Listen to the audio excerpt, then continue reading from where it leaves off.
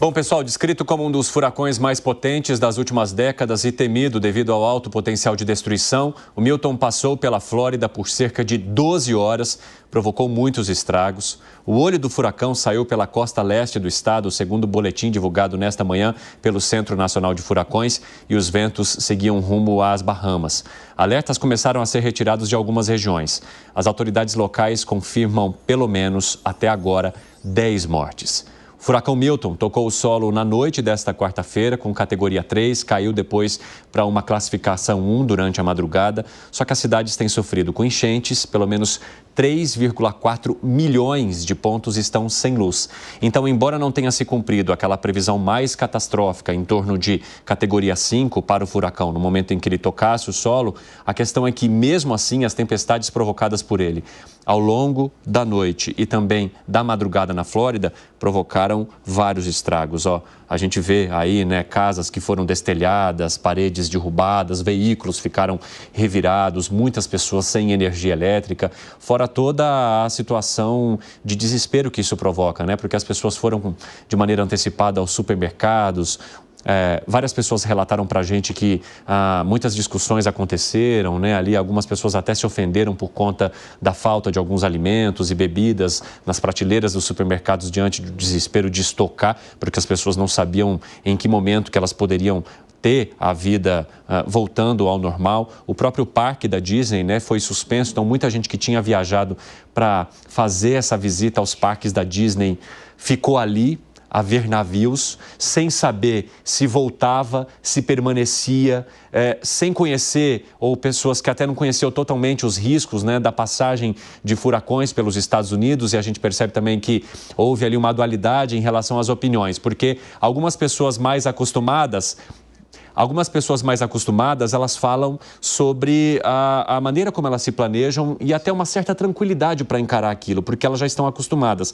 Agora, muitos brasileiros que viajaram para lá para conhecer os parques ou para visitar, porque a gente está falando também de Orlando e outras regiões da Flórida que são muito turísticas, ficaram desesperados com a possibilidade dos estragos que esse furacão poderia provocar. Como é que você vê, Alan Gani, também a maneira como as autoridades americanas lidaram? Porque a gente está falando de um período muito delicado, que é o período eleitoral, em que, inclusive, os democratas têm evitado falar muito sobre questões climáticas, porque sabem que esse é um tema delicado naqueles estados onde eles precisam de votos e onde os republicanos, de alguma forma, dominam também determinadas regiões. Então, como é que isso também mexe com a questão política nos Estados Unidos? Essa questão ambiental, ela é bastante delicada mesmo, Até porque existe aí uma grande discussão se o homem tem interferência ou não no aquecimento global, até que ponto o homem interfere.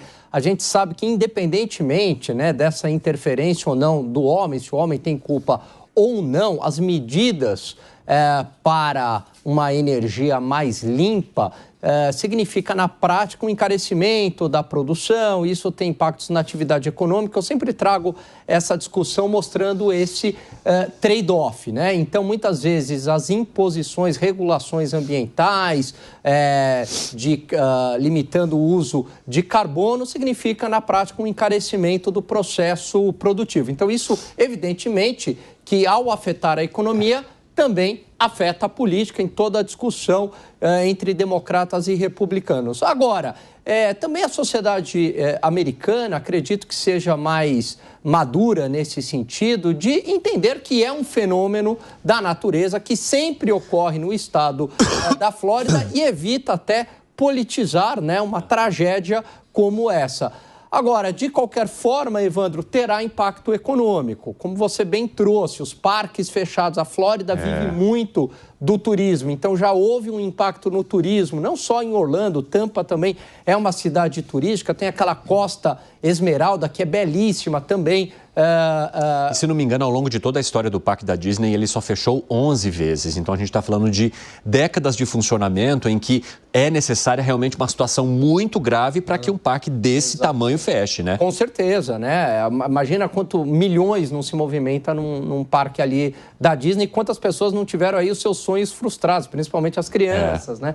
Indo pela primeira vez, enfim, e acabaram não podendo conhecer. Só trazendo aqui para outros impactos econômicos, você tem impacto na agricultura. A Flórida é uma grande produtora de cítricos, então isso também impacta. E aí problemas de oferta, elevação de preço, impacto na construção civil, porque muitas casas foram destruídas.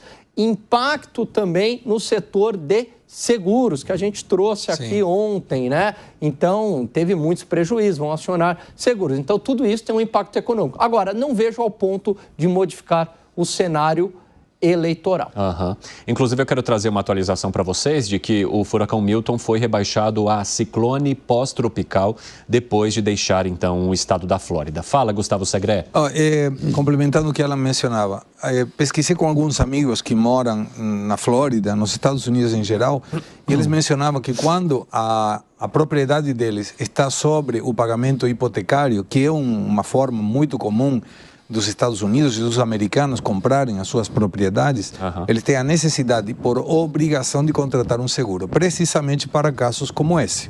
Se a propriedade já está paga, o seguro é uma opção para o residente. E muitas pessoas, por não terem dinheiro, optam por não fazer. E naquelas regiões que é costumeiro ter esse tipo de problemas climáticos, aí os seguros são mais fáceis de fazer, ou seja, tem mais gente fazendo, porém a prima do seguro é mais alta, porque o risco de algum problema acontecer é maior.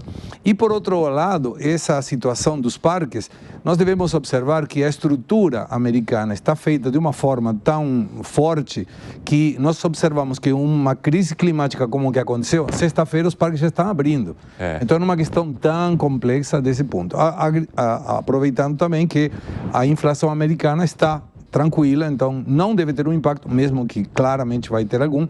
E a outra questão, falando com pessoas que padeceram a passagem do furacão, que não tem mão de obra para as reformas ou para as melhorias que essas casas vão ter, porque tem muita demanda nessa região. E tem muita gente que migra de regiões que hoje não tem problema para conseguir trabalhos esporádicos em função do furacão. É porque são locais que têm muitos condomínios, né? Uma casa do lado da outra e elas são bastante descampadas, muito abertas, né? Então isso favorece também muitas vezes... Paredes aí muito frágeis. Frágeis, né? Então porque são casas de veraneio, ou casas em que as pessoas vão para passar férias, ou que elas alugam, né, para turistas quando eles viajam, visitam esses parques. Então a gente percebeu estragos provocados também, né? Telhados que foram arrancados, paredes derrubadas, enfim, muita coisa para ser feito ali. Zé Maria Trindade, como é que você avalia a destruição que foi provocada pelo Milton nos Estados Unidos? Bem-vindo, meu amigo. Pois é, muito obrigado. Boa tarde. Primeiro, comparar ali a situação dos Estados Unidos com o Brasil e outros lugares do mundo, né? Houve uma previsibilidade muito boa e como as pesquisas eleitorais, né, para baixo, para cima, o eixo de erro ali, se previa o máximo. É preciso se preparar para o máximo e não houve o máximo, né? Imagine se houvesse diante dos estragos que já fez esse processo, né? Os tornados que não estavam sendo previstos apareceram exatamente diante do furacão, né, que provoca os tornados, e isso provocou muito estrago. Mas, olha, eu não diria que trata-se de uma sociedade superior ou mais organizada. É o critério dos Estados Unidos. Quem já morou lá, eu nunca morei lá, mas já visitei muitas vezes os Estados Unidos, entendo que é a mentalidade deles. Lá, os alunos recebem aula de como fugir de incêndio, recebem instruções com a possibilidade de enchente, de incêndio, de terremoto, né? É natural isso nas escolas. Muitos psicólogos acreditam até que isso provoca um tipo de ansiedade nas crianças, né? Porque acham ali que tem alguma coisa que pode acontecer a qualquer momento e pode, como situações assim. E outra coisa, o mundo da comunicação, nós assistimos, acompanhamos aqui, tudo com imagens ao vivo, acompanhando o tempo inteiro, e isso, evidentemente, nos provoca uma impressão de muito mais grave. É uma situação em que a gente tem que aprender para aplicar nas tragédias nossas do dia a dia, que são diferentes. Por exemplo, eu entendo que um americano não deve conceber a ideia e achar muito difícil que nós tenhamos um controle sobre a violência, que nós não podemos usar o celular na Avenida Paulista, em outras avenidas aí pelo país afora. Então, é assim, são características próprias de um país para enfrentar os seus problemas. Olha, e o governador da Flórida, Ron DeSantis, declarou que o furacão Milton foi uma tempestade significativa, mas não o pior cenário possível. DeSantis disse que os maiores estragos parecem ter ocorrido no condado de Sarasota, né, onde as inundações chegaram a 2,5 a 3 metros de altura, menos do que o registrado durante o furacão Helene há apenas 2 semanas. O governador ainda afirmou que os níveis de água em muitos rios da Flórida devem continuar subindo e as inundações devem continuar também nos próximos dias. Piperno. Exato, Evandro. Felizmente, né, o Milton não teve a força e o impacto que as piores previsões chegaram a supor. E o Zé Maria tocou num ponto importante, que é o fato de que os serviços meteorológicos e os especialistas, eles têm mesmo que, na dúvida, antecipar para a população qual pode ser o pior cenário, até para que a população esteja prevenida caso aquele pior cenário de fato acabe ocorrendo. Mas é óbvio também que todos ficam extremamente felizes e aliviados quando um furacão previsto para ter nível 5 acaba virando aí, enfim, uma tormenta ou, enfim, um furacão nível 1. Porque, veja, a sociedade americana, ela, durante muito tempo, ficou bastante traumatizada com o que aconteceu no Katrina, né? Foi em outra região do país, sim, mas naquele momento, os impactos materiais e principalmente em vidas foram terríveis e mostrou também deficiências do Estado no combate, no enfrentamento de uma tragédia daquele tamanho.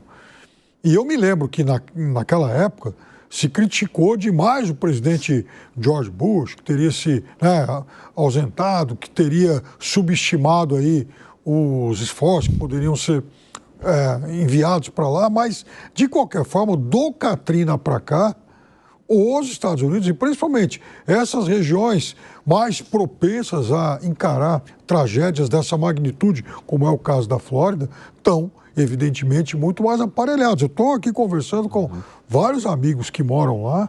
E aí? E assim, por exemplo, tem um que está numa cidade chamada Claremont, perto diz que dá mais ou menos uns 40 minutos de Orlando. Sim. Ele falou, olha, estou aqui, vim passar uns dias aqui, me fechei no hotel, a gente foi para o supermercado atendendo aos noticiários, a gente fez um estoque, comprou tudo que podia, mas felizmente não aconteceu praticamente nada. Já está todo mundo na rua hoje. Mas, veja, então as pessoas, elas são compelidas a tomar esse tipo de precaução, o que é correto. Você não sabe qual vai ser o limite.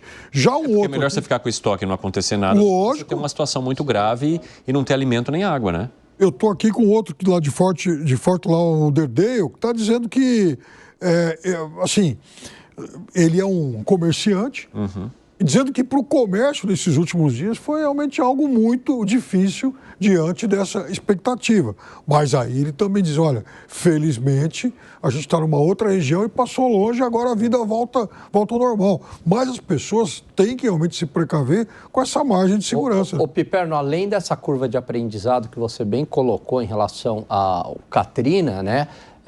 Vamos lembrar também que Louisiana é o estado mais pobre dos Estados Unidos. Perfeito. Então, né, na Flórida e outros estados, eles têm muito mais recursos para lidar com a situação, além da própria curva de aprendizado. E a Flórida é um estado rico, é um estado que recebe muitas pessoas de fora, acostumado a lidar com turismo, a indústria cítrica muito forte, tem indústria aeronáutica, enfim, é um país à parte.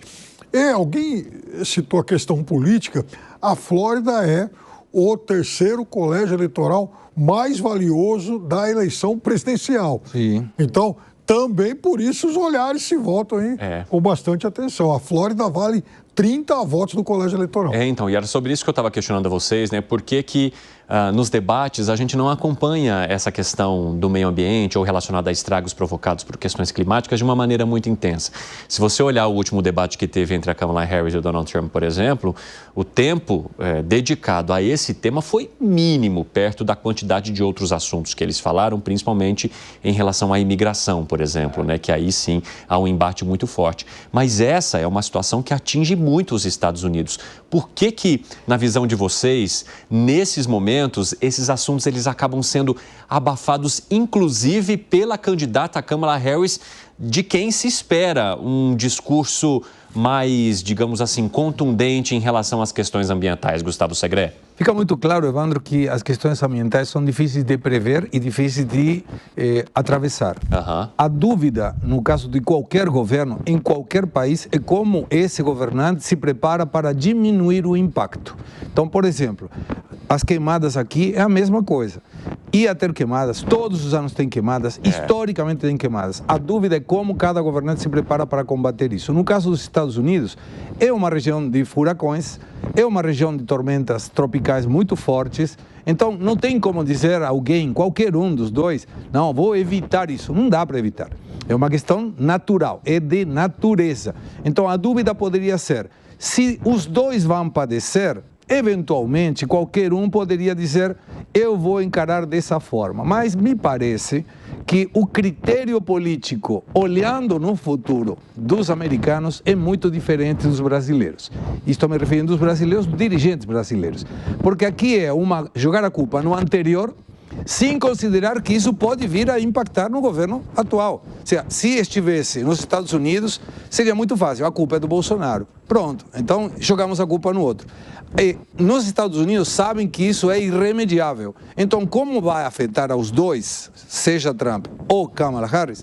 Então eles falam, para que nós vamos tocar nesse assunto se não dá para culpar o outro por esse problema? Passa batido, vamos falar de outra coisa. Esse me parece que pode ser a explicação de por que é só tangencial o apontamento. Que foi, Gani? Concordo absolutamente com o que o Segré colocou. Aliás, vai muito ao encontro da opinião e dos argumentos colocados pelo geólogo da USP ontem, o Marcel, que disse que esses furacões acontecem pelo menos desde a década de 30, quando você tem registros históricos, inclusive, se eu não me engano, o furacão da década de 30 foi o mais severo. Então a população também não é boba, não dá para atribuir numa região que historicamente sempre teve furacões severos, colocar a culpa e dizendo que vai prevenir furacões. Evidentemente que a população sabe que esse é um discurso oportunista e eleitoral. Agora,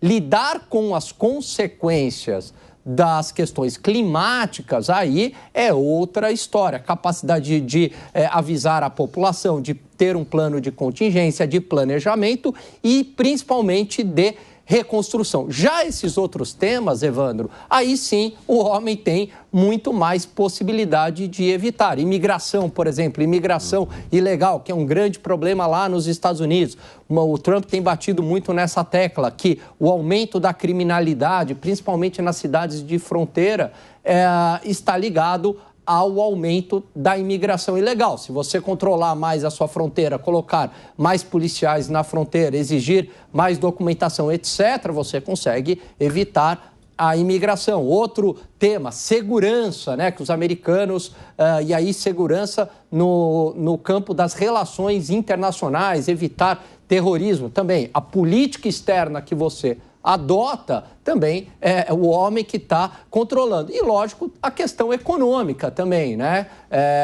Aí, uma boa política econômica vai trazer bons frutos para a população, uma má política econômica não vai trazer bons frutos para a população. Por isso que esses temas acabam tendo mais relevância do que a questão climática. Fala, Piperno.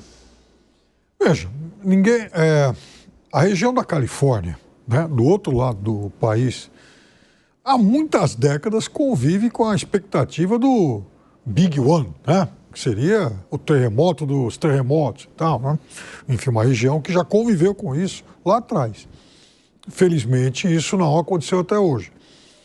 Agora, existe alguma força criada pelo homem que pode digamos, impedir a ocorrência de um terremoto? Eu acho que não, eu desconheço. Você vai tentar reduzir os danos. Isso aí é possível. No caso, por exemplo, de uma tragédia climática. Bom, você me parece muito claro que se houver um desmatamento excessivo de uma região florestal, a tendência é que ocorra um aquecimento, a temperatura se torne mais alta. Isso também parece que já é algo devidamente constatado. Agora, por exemplo,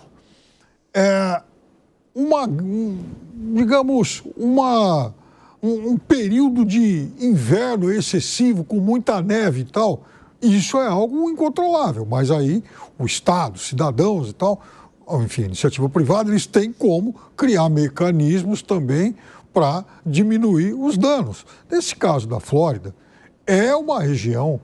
Furacão é um outro fenômeno que é muito difícil evitar. Quer dizer, um tsunami lá na Indonésia é algo que eu imagino que até hoje a inteligência humana também não tenha criado recursos para impedir a ocorrência disso. Agora, tanto na questão dos furacões aqui na Flórida, como dos tsunamis lá no Oriente, é óbvio que há, sim, uma preocupação em se reduzir os danos. Agora, nos Estados Unidos, eu volto ao exemplo do Katrina, também havia uma deficiência muito grande em relação, não à forma de prevenção, mas sobre o que fazer a partir da ocorrência. E é óbvio que aquilo, nesse sentido, acabou ensinando muito hoje as autoridades a como conviver. Eu me lembro que agora, no começo do ano, né, quando a gente falava muito sobre as enchentes do Sul, o prefeito de Canoas, entrevistado por nós aqui no 3 em 1, revelou que a cidade tem uns acordos de cooperação com cidades lá que foram atingidas pelo Katrina. Aprender com aquele exemplo, né?